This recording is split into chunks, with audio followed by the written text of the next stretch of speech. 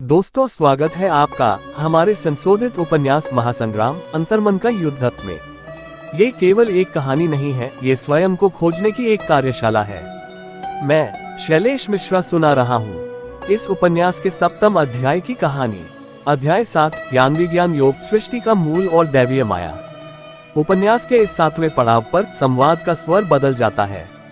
अब तक कृष्ण एक मनोवैज्ञानिक सलाहकार की तरह अर्जुन के स्वधर्म और मन पर बात कर रहे थे, लेकिन अब वे अपनी अनंत शक्तियों का द्वार खोलते हैं। कुरुक्षेत्र की धूल भरी हवा जैसे थम सी गई है और अर्जुन फटी आंखों से अपने सखा को एक नए रूप में देख रहा है।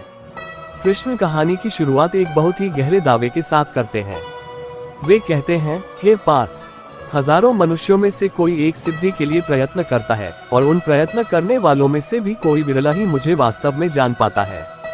कृष्ण अपनी प्रकृति के 8 तत्वों का परिचय देते हैं: पृथ्वी, जल, अग्नि, वायु, आकाश, मन, बुद्धि और अहंकार। वे समझाते हैं कि यह तो केवल उनकी अपरा जड़ प्रकृति है। इसके ऊपर उनकी एक परा चेतन प्रकृति है जिसने इस पूरे ब्रह्मांड को धारण कर रखा है। जैसे सूत के धागे में मणियां पिरोई होती हैं, वैसे ही यह सारा संसार कृष्ण में पिरोया हुआ है।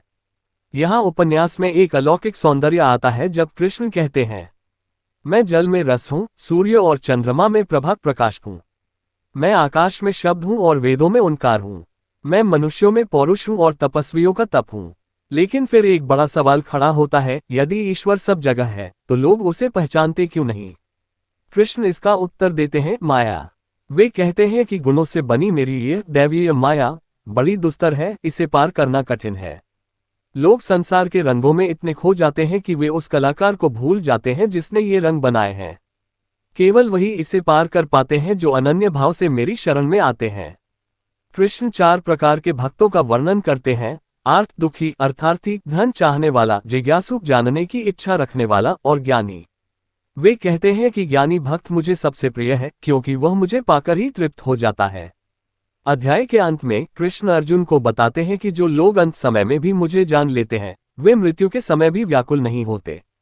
ये अध्याय यही समाप्त हुआ। हम फिर मिलेंगे अगले अध्याय में और हम जानेंगे कि शरीर छोड़ते समय मनुष्य का चिंतन कैसा होना चाहिए और कैसे वह जन्म मृत्यु के चक्र से मुक्त हो सकता है। तब तक के लिए मुझे यानी शैलेश मिश्रा को विदा दीजिए। जय श्री कृष्ण।